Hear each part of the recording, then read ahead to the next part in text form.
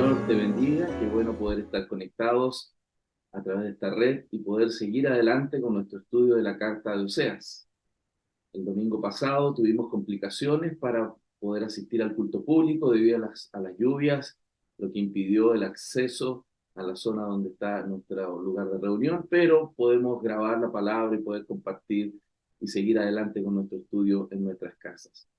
Así que quiero animarte que abras tu Biblia en el libro de Oseas, capítulo 4. Vamos a estudiar el día de hoy el capítulo completo y espero que el Señor nos guíe en este estudio. Voy a hacerlo un poco diferente, no va a ser un sermón, sino un estudio bíblico. Así que anímate a abrir tu Biblia, por favor, en Oseas capítulo 4. Oseas capítulo 4. Dice así la palabra del Señor. Oíd palabra de Jehová, hijos de Israel. Porque Jehová contiende con los moradores de la tierra, porque no hay verdad, ni misericordia, ni conocimiento de Dios en la tierra. Perjurar, mentir, matar, hurtar y adulterar prevalecen, y homicidio tras homicidio se suceden, por lo cual se enlutará la tierra y se extenuará todo morador de ella, con las bestias del campo y las aves del cielo y aún los peces del mar morirán. Ciertamente, hombre, no contienda ni reprenda a hombre, porque tu pueblo es como las que resisten al sacerdote. Caerás, por tanto, en el día, y caerán también contigo el profeta de noche, y a tu madre destruiré. Mi pueblo fue destruido porque le faltó conocimiento. Por cuanto desechaste el conocimiento, yo te echaré del sacerdocio, y porque olvidaste la ley de tu Dios, también yo me olvidaré de tus hijos. Conforme a su grandeza, así pecaron contra mí, y también yo cambiaré su honra en afrenta. Del pecado de mi pueblo comen, y en su maldad levantan su alma. Y será el pueblo como el sacerdote. Le castigaré por su conducta, y le pagaré conforme a sus obras. Comerán, pero no se saciarán. Fornicarán, mas no se multiplicarán, porque dejaron de servir a Jehová. Fornicación, vino y mosto quitan el juicio. Mi pueblo a su ídolo de madera preguntan, y el leño le responde, porque espíritu de fornicación lo hizo errar, y dejaron a su Dios para fornicar. Sobre las cimas de los montes sacrificaron e incensaron sobre los collados debajo de las encinas, álamos y olmos que tuviesen buena sombra. Por tanto, vuestras hijas fornicarán y adulterarán vuestras nueras. No castigaré a vuestras hijas cuando forniquen, ni a vuestras nueras cuando adulteren, porque ellos mismos se van con rameras y con malas mujeres sacrifican. Por tanto, el pueblo sin entendimiento caerá. Si fornicas tú, Israel, a lo menos no peque Judá, y no entréis en Gilgal, ni subáis a Bet-Aven, ni juréis, vive Jehová, porque como novilla indómita se apartó Israel, ¿los apacentará ahora Jehová como a corderos en lugares espaciosos? Efraín es dado a ídolos, déjalo. Su bebida se corrompió, fornicación sin cesar. Sus príncipes amaron lo que avergüenza. El viento los ató en sus alas y de sus sacrificios serán avergonzados. Vamos a ver. Señor, te damos gracias porque podemos conectarnos, Señor, pero también conectarnos para estudiar, Señor, para comprender tu palabra. Queremos adquirir tu conocimiento, Señor. Tú advertiste en este texto que tu pueblo, Señor, pereció, fue destruido por causa de la falta de conocimiento, porque desechamos el conocimiento. Hoy no queremos hacerlo, Señor. Queremos venir a tus pies, escuchar tu palabra, Señor, aprender de ella y que ésta nos transforme para tu gloria, Señor. Guíanos en todo esto, Señor, que podamos estudiar, estar atentos, Señor, y que yo pueda expresar a través de esta grabación, Señor, lo que tu palabra nos enseña, Señor, y así ser edificados transformados y animados, Señor, en el Evangelio. Te damos las gracias, Señor, en el nombre de Jesús. Amén. Amén. Vamos entonces a introducirnos en el texto, pero quiero darte un ejemplo sobre una serie que es bien entretenida, que se llama La clave del éxito. Y es una serie que trata sobre un staff de abogados que está en Nueva York, que luchan por ganar sus casos, buscan todos los resquicios, tratan de buscar acuerdos con las contrapartes. Y algo que me ha sido significativamente interesante es que ellos hacen todo lo posible para intentar lograr, a veces de buena y de mala manera, un acuerdo con la contraparte, el evitar llegar a juicio. Porque ellos saben que una vez que están en el juicio, frente al juez, eso va a ser generalmente muy determinante. El juez va a cerrar el caso y es muy complejo volver a abrirlo y entregar mayores antecedentes. Entonces, ¿por qué creo que eso es interesante? Porque los seres humanos, de una u otra manera, también intentamos evadir el juicio, el enfrentarnos con el juez. No solo el juicio por el juicio, sino porque hay un juez delante de nosotros que va a tomar una decisión sobre nuestras vidas. Y creo que desde Génesis ha sido así. Cuando pensamos en cómo los seres humanos intentan esconderse de Dios desde el primer pecado ahí de nuestros padres, los seres humanos también intentamos evadir, enfrentarnos contra el juez de los jueces, el Dios de los dioses, el Señor de señores, nuestro Dios todopoderoso. Y sin embargo, así como ha sucedido también en esta serie, no logran evitar muchas veces enfrentarse al juez, aunque a veces han logrado transitoriamente. Tampoco los seres humanos vamos a evitar enfrentarnos al juicio de Dios, que es algo inequívocamente insalvable. Va a ser así, todos los seres humanos vamos a tener que enfrentar el juicio. Israel, en este contexto, muchas veces evitó el juicio de Dios y siguió adelante en su búsqueda de hacer su propia voluntad, de seguir sus propios deseos, hasta el día que Dios ha determinado traer juicio sobre su pueblo, el pueblo de Israel. Y creo que es importante para nosotros aprender de ello. Necesitamos estudiar este texto y quiero invitarte a que pienses en cómo este texto está dividido. Yo creo que está dividido en tres notables secciones. Lo primero es mostrar cómo esta nación tiene una depravación, y es una depravación total que se manifiesta al menos en tres áreas bien significativas. Lo primero que vemos en los primeros tres versos es una degradación moral. Luego, desde el verso 4 al 17, hay una apostasía, una desviación muy importante desde el punto de vista religioso. Y al final, esto también, el verso 18 y 19, termina mostrándose en la corrupción política. Así que si podemos dividir en tres partes la enseñanza del día de hoy, vamos en el primer punto, la degradación moral, el segundo punto, la apostasía religiosa, y luego la corrupción política. Entonces vamos a introducirnos en la degradación moral en los primeros tres versículos. Cuando pensamos en estos primeros tres textos, ¿no? Los primeros tres versículos del texto, esta degradación moral es bien clara, bien explícita y se manifiesta en grandes ofensas delante del Señor, pero creo que se enmarcan en dos aspectos diferentes que son significativamente distinguibles. Lo primero, Israel carece de cualidades positivas necesarias que Dios quiere y requiere de su pueblo. Eso quiere decir que el pueblo de Dios debe caracterizarse por cierta forma de vivir, cierta forma de su carácter.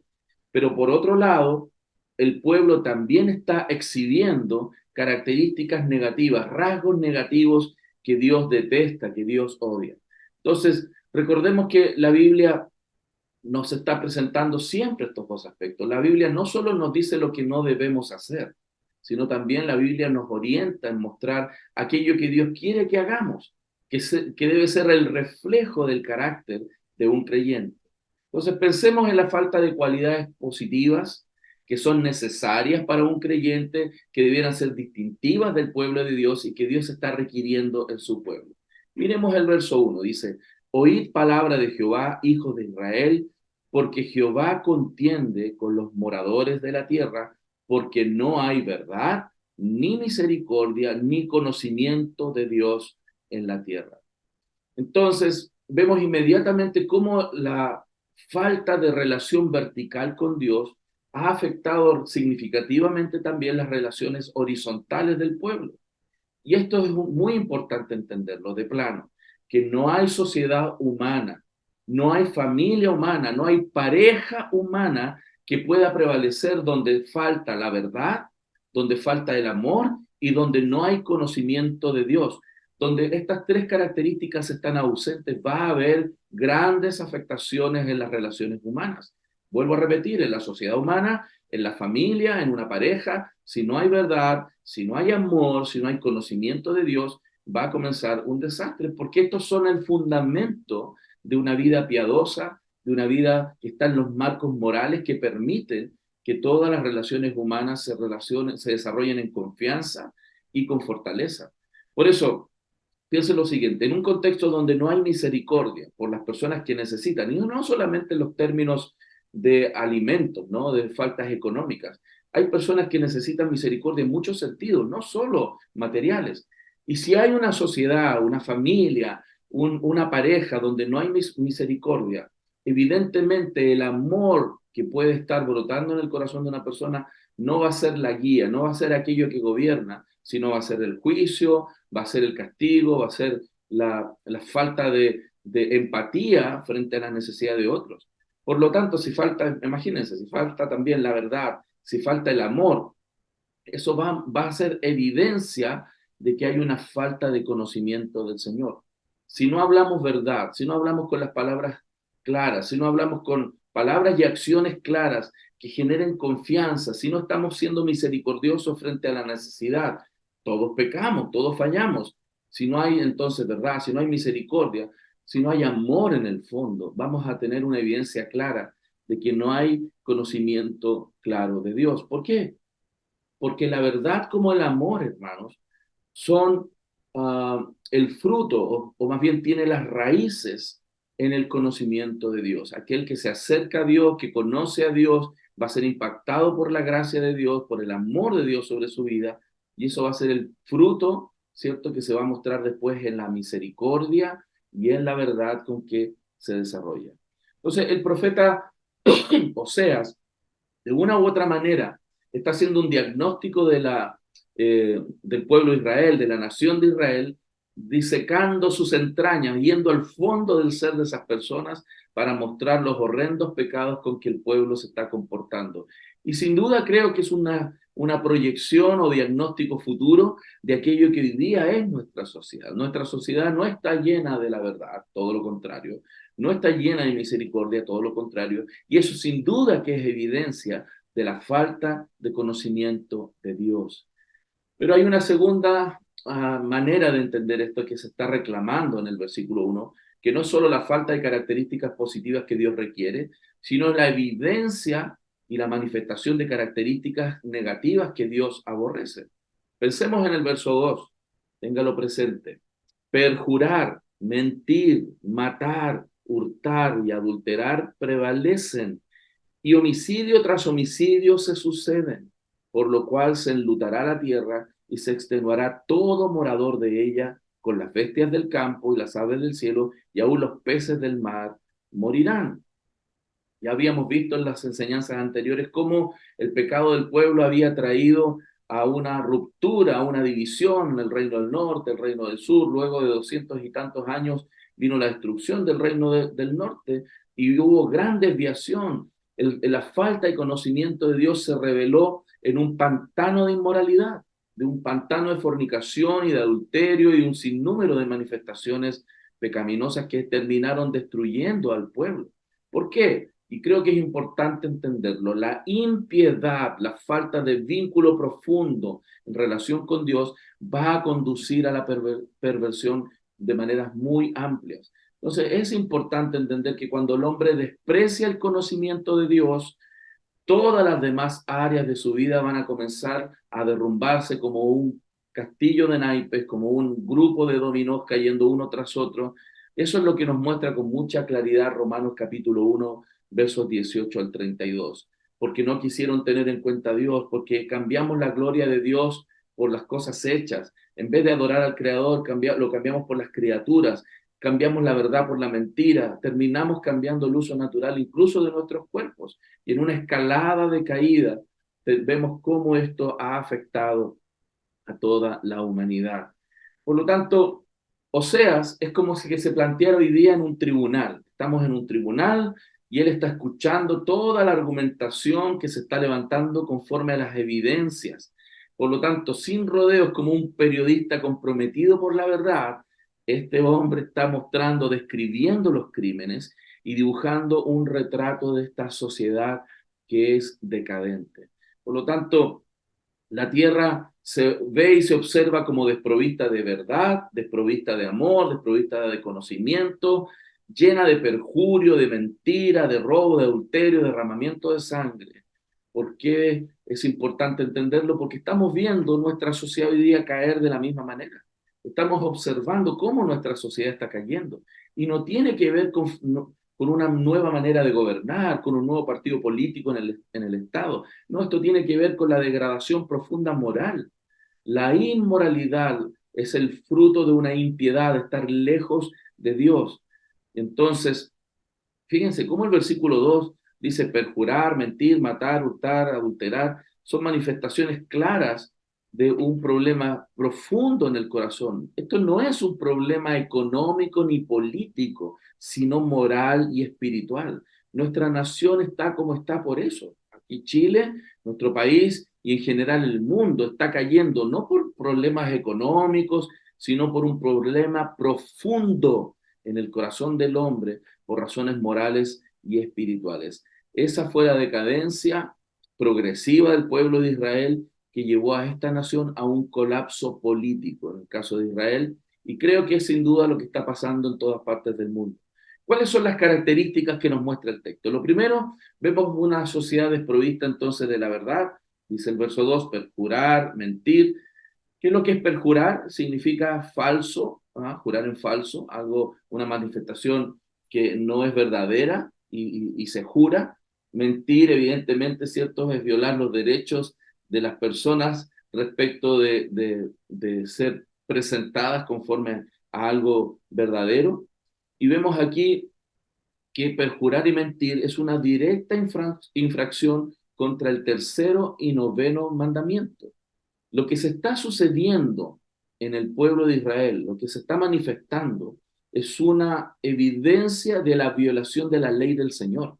Dada en la antigüedad, recuerdan en el Sinaí, los 10 mandamientos, las descripciones que comienzan a aparecer aquí son directas violaciones de la ley de Dios. Por eso les decía que es como que estuviéramos en un tribunal. Vamos por favor a Éxodo 20, versículos 7 al 16. Verso 7, Éxodo 27. Si lo tiene usted ahí a mano, por favor, mantenga el texto de Éxodo 20 fácil de acceder, porque vamos a ver varias veces la ruptura de los mandamientos del Señor. Éxodo 20, verso 7 dice, no tomarás el nombre de Jehová tu Dios en vano, porque no dará por inocente Jehová al que tomare su nombre en vano. Y recuerde, estaban perjurando, jurando y mintiendo. El verso 16 dice, no hablarás contra tu prójimo falso testimonio. Eso quiere decir que en Israel estaba reinando la falsedad, la verdad estaba ausente de las relaciones, estamos viendo un sinnúmero de problemas, el pueblo era falso, estaba teñido de deslealtad, había riñas, había conflictos, la gente no era de una palabra, su sí no era sí, su no no era no, y todo lo que estamos viendo aquí es algo oscuro, ocultan la verdad, se camuflan, tergiversan, imagínense lo que eso puede suceder, lo que puede generar más bien en una sociedad, en una familia, en una pareja. Aquí la mentira no era casualidad, la mentira era intencional y había una fuerte tendencia por destruir la imagen y la reputación de las personas. Entonces, cuidado, cómo esos pecados pueden corromper, pero esto viene por una degradación espiritual que comienza a manifestarse en este sinnúmero de comportamientos que pueden tener las personas. Entonces, yo creo que si pensamos en nuestra sociedad, creo que es así, ¿no? Nuestra nación vive esta misma realidad. Vivimos en un país donde se manifiestan aparentes mentiras piadosas, donde la verdad se oculta, donde se protegen los intereses personales sin escrúpulos, La mentira y la calumnia son muchas veces utilizados para denostar, ¿cierto?, la imagen de las personas, y es algo realmente conflictivo, ¿no? El perjurio, la mentira, no matan el cuerpo, pero sí matan el honor. No dañan la carne, pero sí destruyen la reputación de las personas. Entonces, se ha roto el tercero y noveno mandamiento. Veamos que además el texto en el verso 2 dice matar, y más adelante dice homicidio tras homicidio se suceden. Eso es una violación del sexto mandamiento. Éxodo 23 dice, no matarás. Entonces el crimen, la violencia, la matanza sin restricción estaba dándose en esta sociedad israelí. Probablemente, y es evidente que la gente estaba asustada, neurotizada por las olas de violencia. Los asesinatos no eran solo una realidad en lugares de pobreza, sino que a todo nivel. Incluso estaba esto presente en los palacios. Muchos reyes fueron asesinados porque otros querían tomar su lugar. Entonces, esta sociedad estaba marcada por la violencia, se derramó mucha sangre. Eso es lo que el texto nos deja ver. Hogares se ahogaron en lágrimas amargas por la pérdida de las personas, viudas, indefensas, niños desolados, abandonados. La gente no estaba segura, la muerte, el asesinato plagaron la tierra y reinó sin duda el terror y el miedo. Entonces, ¿por qué sucede esto? Porque el pueblo le faltó conocimiento de Dios y ese alejamiento de Dios comenzó en una degradación profunda, llevando a manifestaciones que Dios odia, que son pecaminosas, que destruyen la violencia urbana, el miedo a los robos, el miedo a las balas perdidas, el miedo a los criminales y narcotraficantes, el miedo a la violencia intrafamiliar, son también señales que estamos viendo en nuestro país. No es tan diferente lo que está pasando en nuestro país y en nuestras sociedades debido al alejamiento del conocimiento de Dios. ¿Qué más nos muestra el texto? Vemos cómo el texto nos muestra una sociedad deshonesta y opresiva. Nos habla de que era una sociedad donde se hurtaba. Eso es evidencia directa de una infracción al octavo mandamiento. Éxodo 20:15 dice, no hurtarás. Imagínense, en este pueblo de Israel no solo se atacaban los nombres y la integridad física de las personas, sino que también se irrespetaba la propiedad privada. Había robo. La deshonestidad no solo estaba dada afuera en las calles, también en los palacios, en las cortes, en los templos religiosos. La sociedad toda estaba guiada por un grupo amplio de ladrones y salteadores. Y quiere decir que no solamente habían crímenes en la oscuridad de la noche, sino también a plena luz del sol. Como diríamos hoy día, ladrones de cuello y corbata también probablemente eran parte de lo que sucedía en ese tiempo. El robo se hizo entre bastidores y también de manera amplia y ostensible, a viva luz y con impunidad, hermanos. Nuestro país también está bajo estos efectos, ¿no? Robos, asesinatos, matanzas violentas están sucediendo, nos sentimos inseguros, nos sentimos vulnerables, no estamos tan seguros detrás de ciertos tipos de cerrojos, aunque hayan muros altos, aunque hayan cercas eléctricas, todavía hay una sensación de inseguridad. También los líderes corruptos también terminan siendo muchos de ellos criminalizados. Los líderes no son un ejemplo de integridad y evidentemente muchas personas están rindiéndose frente a un mundo que está decayendo, nuestra sociedad se está corrompiendo. ¿Qué más vemos en el texto? Dice el verso 2, adulterar también es algo que prevalece. Esa es una directa violación del séptimo mandamiento. Éxodo 20:14 dice, no cometerás adulterio. El adulterio en Israel ya era algo doble, no solamente en el sentido de romper el pacto con Dios, sino también en el adulterio físico, en la ruptura de los matrimonios. Oseas advirtió, cuando partimos leyendo Oseas en el capítulo 1, verso 2, dice, la tierra fornica apartándose de Jehová. ¿Por qué sucedió esto? Porque la idolatría del corazón de las personas llevó a una decadencia espiritual. Recuerde, todo el efecto moral termina siendo el fruto de una separación del Señor. Y esto es importante, iglesia querida. Usted, si está viendo efectos en su vida, en su familia, debe acercarse al Señor y que la luz del Evangelio resplandezca en su corazón. La idolatría condujo a la inmoralidad, Oseas 4:11 dice, fornicación, por ejemplo, quita el juicio. La sociedad de Israel estaba cargada de sexo, el pueblo vivía en la inmoralidad y al mismo tiempo en ciertos lujos, habían perdido sus referencias morales y sus absolutos morales, porque se alejaron del conocimiento del Señor. Los votos de fidelidad eran rotos, el matrimonio estaba siendo trivializado, ¿no es algo similar a lo que sucede hoy día? El matrimonio trivializado, muchos adulterios, incluso en el pueblo de Dios. Hermanos, esto es importante. Dios está llamando a su pueblo a reflexionar y esto está dejando marcas, esta inmoralidad dejando marcas en todas partes de nuestra cultura y en el tiempo de Israel también. Fíjense lo que dice el verso 3, por lo cual se enlutará la tierra, se extenuará todo morador de ellas con las bestias del campo y las aves del cielo, aún los peces del mar morirán. Nos muestra que los efectos del pecado, de la inmoralidad, del alejamiento de Dios, incluso está repercutiendo en el ambiente en el cual el pueblo de Israel estaba viviendo. El pecado no solamente trae desesperación y desesperanza en el corazón de la gente, no solo trae un sentimiento vacío y es algo que genera dolor en la vida de las personas, no solo hay desánimo y cosecha maldita de esta siembra en el pecado de los seres humanos, sino que también el efecto está produciéndose más allá de la sociedad, también en la naturaleza misma. El aire, la tierra y el mar son afectados por el pecado del hombre.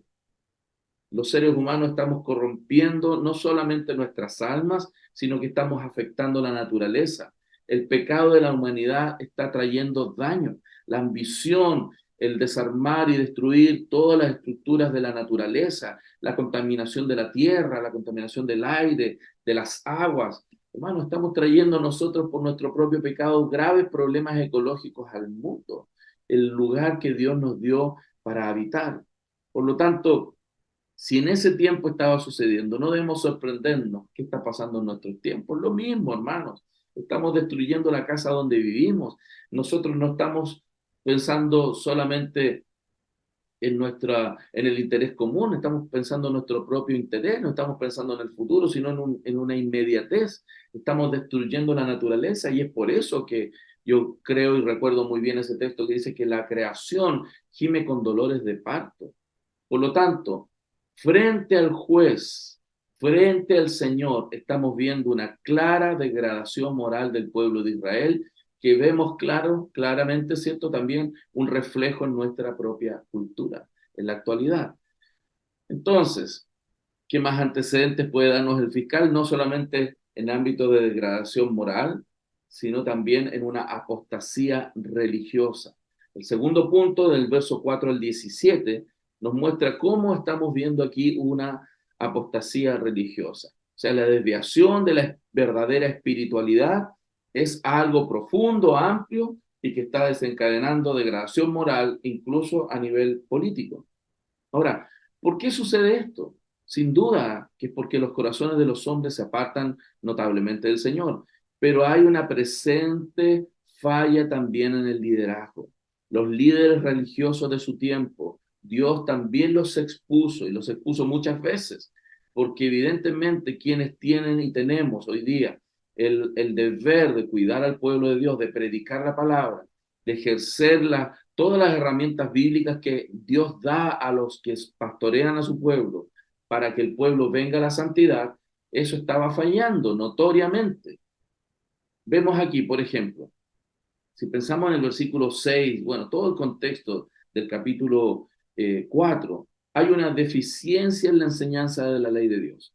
Esto tiene que ver con que los pastores de ese tiempo no estaban enseñando bien la palabra del Señor y había ausencia de buena enseñanza. También la adoración pública era para más satisfacer sus deseos, sus apetitos, lo que las personas buscan, lo que ellos quieren, y eso evidentemente va a traer una consecuencia, porque el culto público es para adorar al Señor, no para satisfacer nuestros gustos y deseos. También había una práctica de una forma de adivinación, es evidente en el versículo 12, ofrecen sacrificios en lugares altos de manera pagana, participan en ritos y orgías sexuales, como lo muestra el verso 13 y verso 14, y había un evidente esfuerzo por fomentar la embriaguez mediante la adoración de los ídolos. Hermanos, todo esto tiene que ver con una falla en el liderazgo. Los líderes son responsables muchas veces de esto. Y así también lo que sucede en nuestros hogares. Los padres son los que deben llevar el gobierno del Señor al interior de sus familias. Así como a un pastor se le pide para gobernar bien una iglesia el que tenga bien, gobierno de su casa, eso tiene implícito que todos los creyentes deben gobernar bien su casa. Sus hijos deben estar criados en disciplina y temor del Señor. Y cuando vemos una falla en los niños, es porque los padres han fallado la mayoría de las veces. Pudieran haber excepciones, pero esas son las mínimas.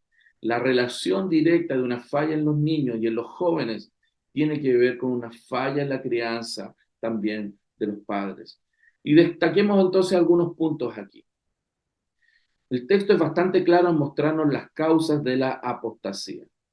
Estos creyentes del Antiguo Testamento, ¿no? Estas personas que se decían parte del pueblo del Señor, habían caído en un proceso sutil, ¿cierto?, de degradación espiritual. Desde Jeroboam primero en adelante comenzaron a apartarse y por décadas comenzaron a alejarse del Señor. Y ese progresivo alejamiento va trayendo progresivo fruto y cosecha. Hermano, si tú estás viendo a tu hijo que está cayendo en depresión, si tú estás viendo a tu hijo que está amando más al mundo que nada, si tú ves a tu hijo que tiene problemas serios en su alma, que no ora, que no lee la Biblia, hermano, ese es el fruto de un proceso largo donde los padres también han fallado, no han sido el modelo. Hermanos, evidentemente, si alguno lo ha logrado, es por la misericordia del Señor, pero también hay una responsabilidad humana en ese punto. Y la falta de dedicación, la falta de ir a utilizar todos los medios de gracia que Dios ha estipulado, el congregarse. Si tus hijos no se congregan fielmente, si nosotros no nos congregamos fielmente, si estamos alejándonos del conocimiento de Dios, ¿qué fruto vamos a tener? Es evidente, en ese tiempo el pueblo de Israel estaba cosechando. ¿Por qué? Porque despreciaron el conocimiento de Dios y llevaron al pueblo a la destrucción. El verso 4 al 6 lo muestra con claridad. Se rechazó ese conocimiento. Dice, ciertamente hombre, no contienda ni reprenda a hombre, porque tu pueblo es como los que resisten al sacerdote. Caerás por tanto en el día y caerán también contigo el profeta de noche y tu madre destruiré. Verso 6, por cuanto desechaste el conocimiento, yo te echaré del sacerdocio y porque olvidaste la ley de tu Dios.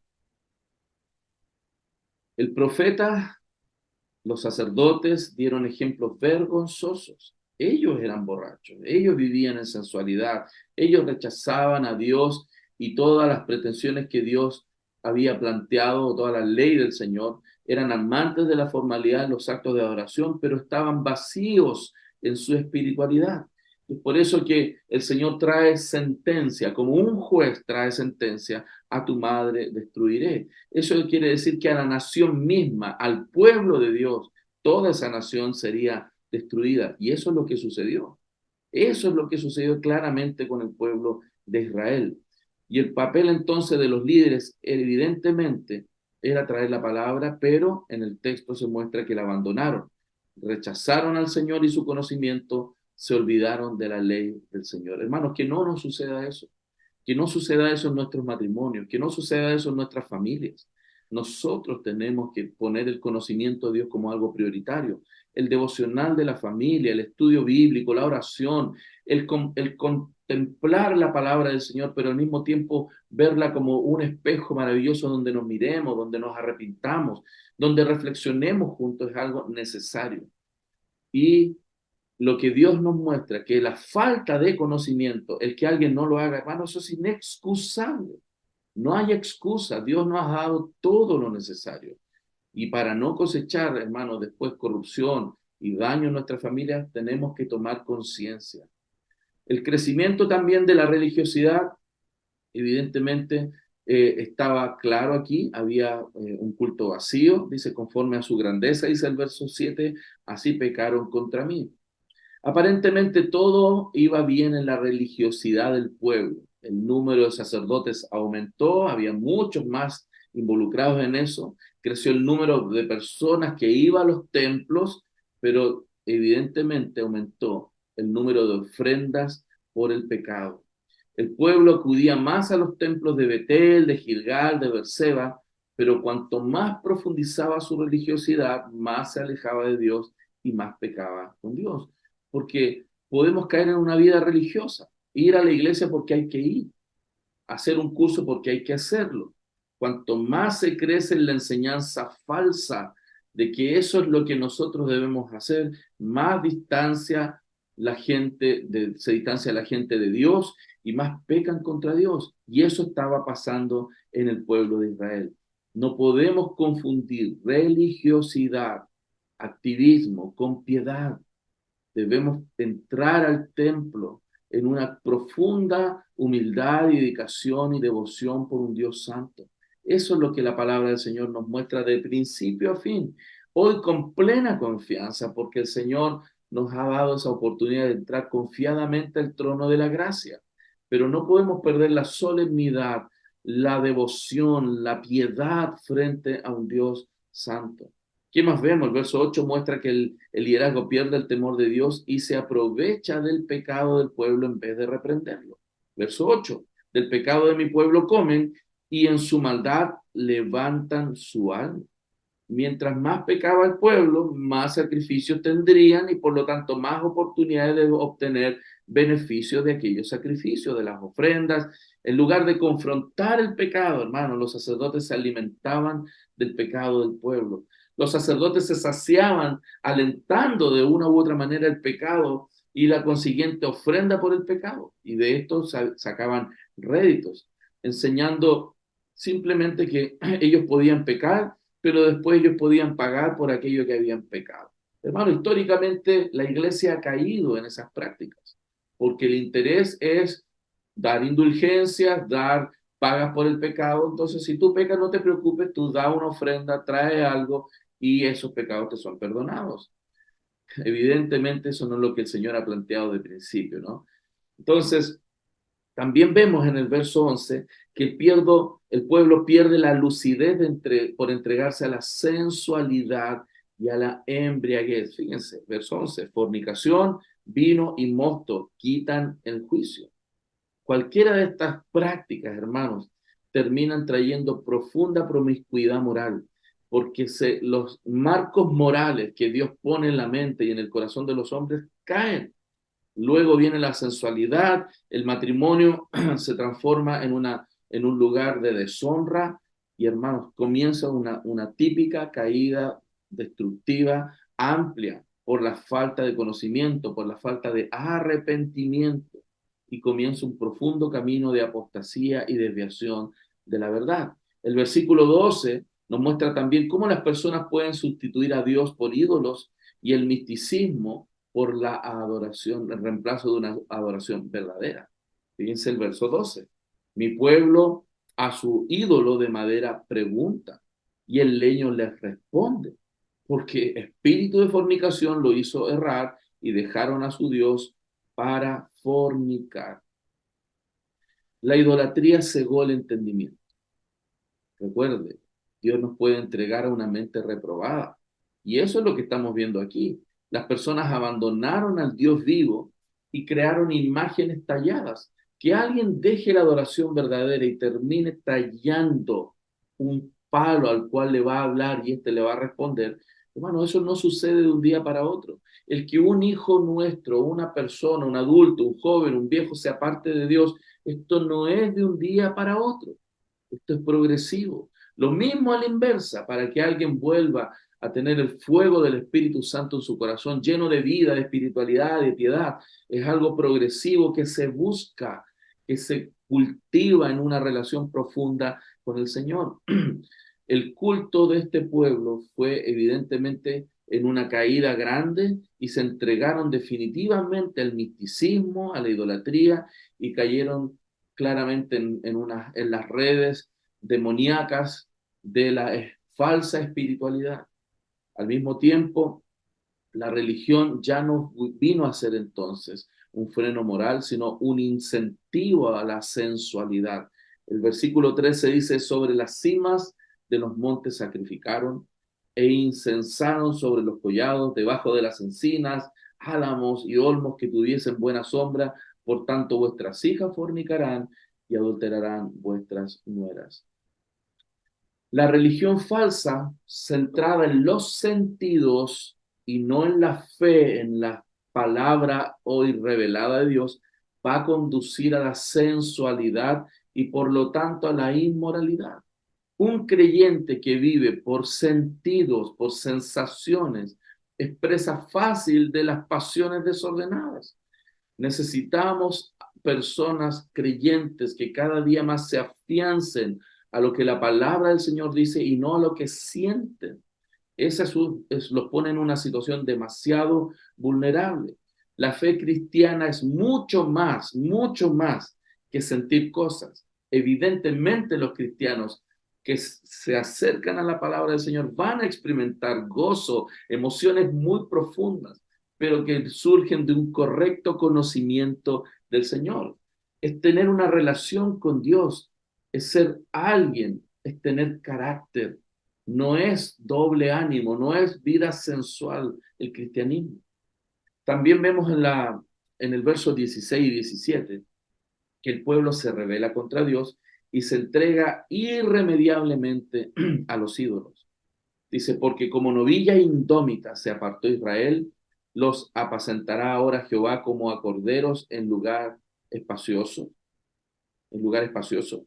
Efraín es dado a ídolos, déjalo. Su bebida se corrompió, fornicación sin cesar, sus príncipes amaron lo que avergüenza, el viento los ató en sus alas y de sus sacrificios serán avergonzados.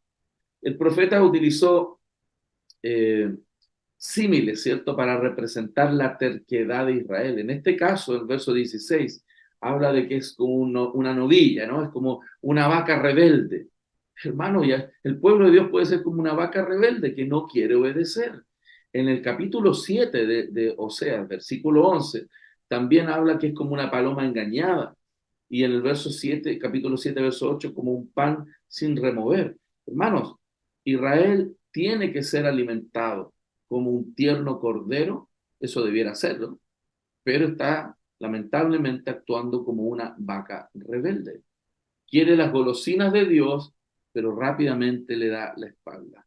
Ese es el compromiso de Israel sobre la idolatría. Y es evidente, ¿no? Estas son las causas que están produciendo esa apostasía religiosa. Todas estas características que acabamos de estudiar muestran la apostasía. ¿Y cuáles fueron las consecuencias? Vamos a ver que Dios va a derrocar a los líderes. Dice el texto, caerán por tanto en el día y caerán también conmigo el profeta de noche, verso 5, ¿no? Los líderes quisieron errar al pueblo de Dios, tropezaron y cayeron. Dios se desmarca de esos falsos maestros, Dios los abandona y rápidamente van a ser sacados. Luego vemos en el verso 6 cómo estos líderes infieles son rechazados por Dios. Mi pueblo fue destruido porque le faltó conocimiento, dice el verso 6. Por cuanto desechaste el conocimiento, yo te echaré del sacerdocio, y porque olvidaste la ley de tu Dios, también yo me olvidaré de tus hijos. Estos líderes religiosos tuvieron que dejar sus túnicas sagradas. Ellos vieron a la nación de Israel invadida por Asiria, vieron graves consecuencias, vieron a su tierra saqueada, y todo esto tiene que ver porque estos líderes no trajeron al pueblo al verdadero conocimiento. Ellos rechazaron el conocimiento de Dios, Dios los rechazó a ellos, debido a que ellos fueron infieles, Dios no aceptó sus ofrendas por sus pecados. También vemos consecuencias que estos líderes infieles dan malos ejemplos, ¿cierto?, a los que lideran. Dicen, no castigaré a vuestras hijas cuando forniquen, verso 14, ni a vuestras nueras cuando adulteren, porque ellos mismos se van con ramera y con malas mujeres sacrifican, por tanto el pueblo sin entendimiento caerá. Las hijas, las nueras, En este contexto se dedicaban a la prostitución y al adulterio y no eran castigadas, no eran reprendidas porque estos mismos líderes estaban cayendo en estos pecados. La vida de estos hombres fue un mal ejemplo para el pueblo del Señor y un mal vínculo con las familias. Por eso, hermanos, debemos animar, ¿cierto?, a los que están en eminencia, animar a aquellos que están dirigiendo, a dedicar tiempo a su santificación, a buscarle al Señor, a orar. A muchas veces el exceso de desafíos laborales, administrativos, puede apartar a quienes lideran del verdadero camino, tener comunión con Dios, dedicarse a la oración y la palabra. Y es por eso que es importante tener conciencia, porque ellos también van a ser referentes y al mismo tiempo canales del verdadero conocimiento de Dios para el pueblo de Dios. Y el verso 6 nos muestra que las personas infieles son destruidas como consecuencia de la apostasía. Mi pueblo fue destruido, dice, porque le faltó conocimiento. No solo los líderes eran infieles, sino también el pueblo. El pueblo no puede excusarse en sus líderes, el pueblo es responsable. Ellos fueron también infieles al pacto de Dios y ahora serían también severamente disciplinados. A esta altura de la historia de la redención, la disciplina sería una disciplina radical. El pueblo sería llevado cautivo por Asiria y de allí nunca más regresaría. Graves consecuencias. Y Dios puede permitir graves consecuencias en la vida de las personas. También vemos cómo el pueblo infiel no encuentra satisfacción en el pecado, versos 9 y 10. Y será el pueblo como el sacerdote, le castigaré por su conducta y le pagaré conforme a sus obras, comerán, pero no se saciarán, fornicarán, mas no se multiplicarán, porque dejaron de servir al Señor. Queridos, el pecado no paga bien. El pecado es un fraude. Promete placer y paga con repugnancia. Promete libertad y termina esclavizando. Promete vida y lo que produce es muerte. Por lo tanto, debemos ser claros con nosotros mismos y con nuestras familias, con nuestros hijos. No podemos seguir permitiendo y ser laxos en traer la palabra de Dios, el conocimiento de Dios, en traer verdad, verdadera misericordia al pueblo del Señor en nuestros hogares, en nuestra familia, en nuestra iglesia. Y vemos también un fracaso evidente, ¿cierto?, de los incrédulos, el fracaso de los incrédulos. El pueblo de Dios termina cayendo en apostasía. Verso 15, y fornicas tú, Israel, a lo menos no peque Judá, y no entréis en Gilgal, ni subáis a Bet-Aven, ni juréis, vive Jehová. Vemos aquí cómo el profeta Oseas se dirige al reino del sur, Judá, que está siguiendo de cerca los acontecimientos del reino del norte, Israel. Y la advertencia de Oseas dice, no te metas en las cosas de Israel porque el fin del reino del norte es seguro. O sea, no sigas repitiendo lo que otros hacen. El pueblo de Jehová debía adorar en Jerusalén, no en los santuarios de las montañas de Israel. ¿Por qué? Porque Israel era como una vaca rebelde y el torbellino del juicio barrería todo a ese pueblo y evidentemente Judá fue exhortado para no seguir los mismos caminos.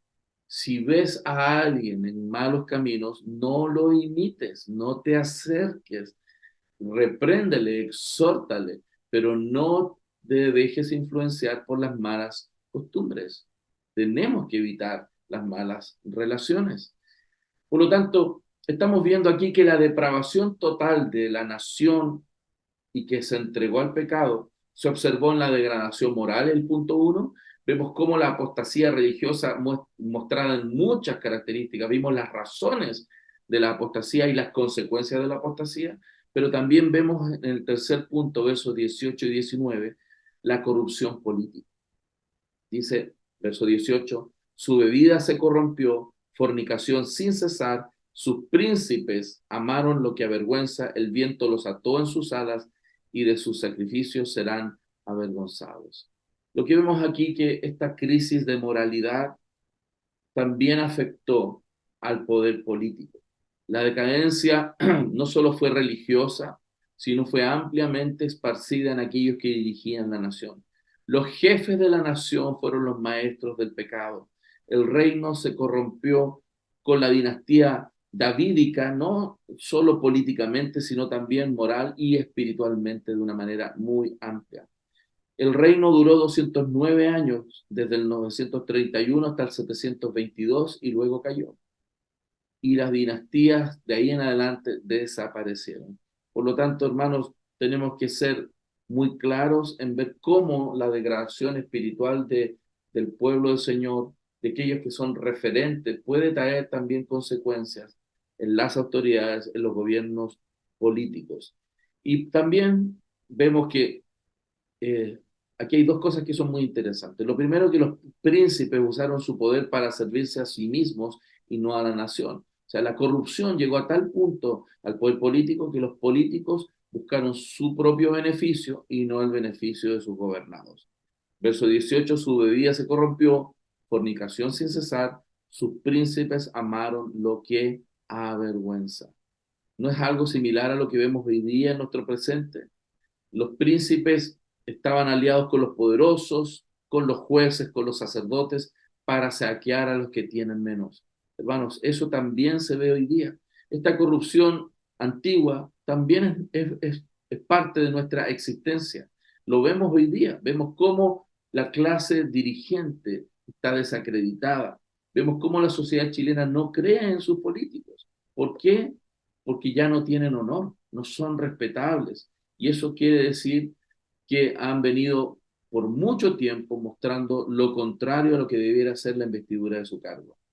Tener poder, pero no honor, es algo realmente desastroso. El honor no es algo que se adquiere con el cargo, es algo que se adquiere con la admiración por hacer bien las cosas. Y Dios debe llevarnos a una reflexión, debemos orar por nuestras autoridades, que Dios tenga misericordia, porque la falta de espiritualidad en nuestro país, siendo el país más ateo de Latinoamérica, también se está viendo con mucha evidencia en el poder político. Y segundo, los príncipes que aman la deshonra también serán avergonzados, como dice el texto. El viento los ató en sus alas, dice el verso 19, y de sus sacrificios serán avergonzados.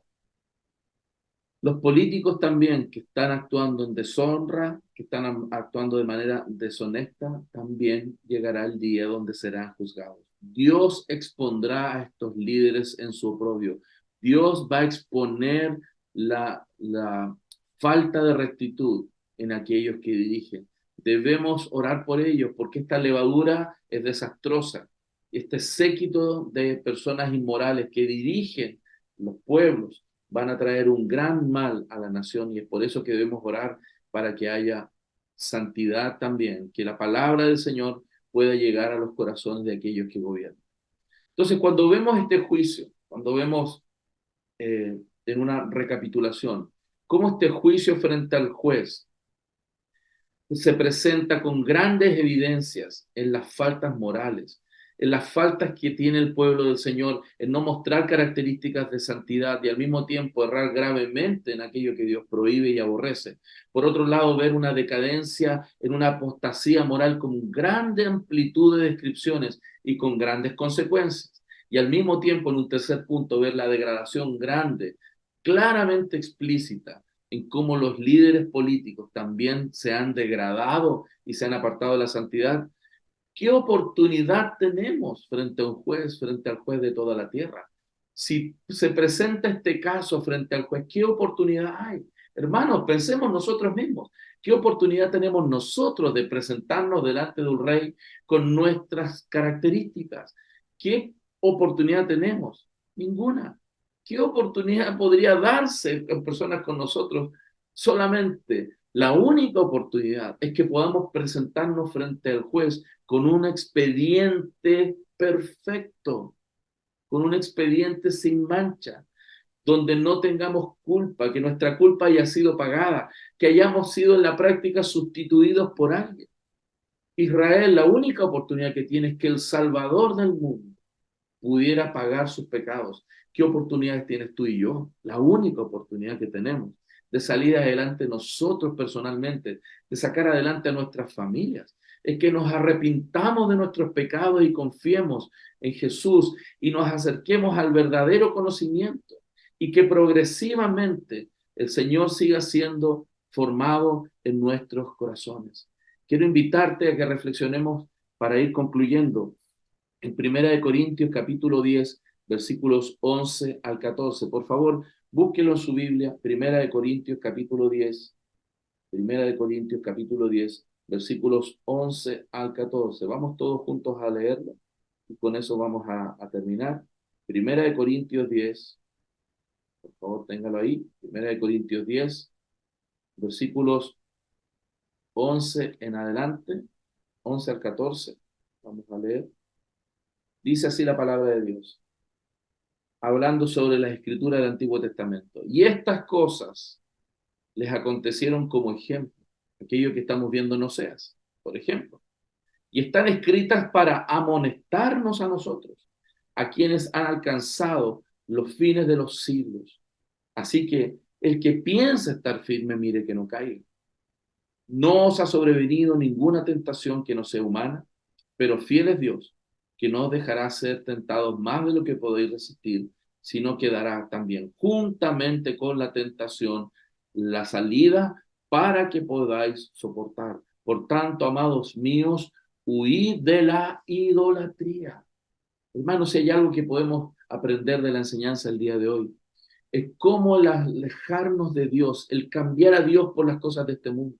Si tú estás más interesado en trabajar y producir dinero para tu familia que trabajar metiéndote en las escrituras y dándole el alimento espiritual a tu familia, si tú estás más interesado en disfrutar la vida que trabajar en crecer espiritualmente, hermanos, hay un problema serio. Eso es idolatría.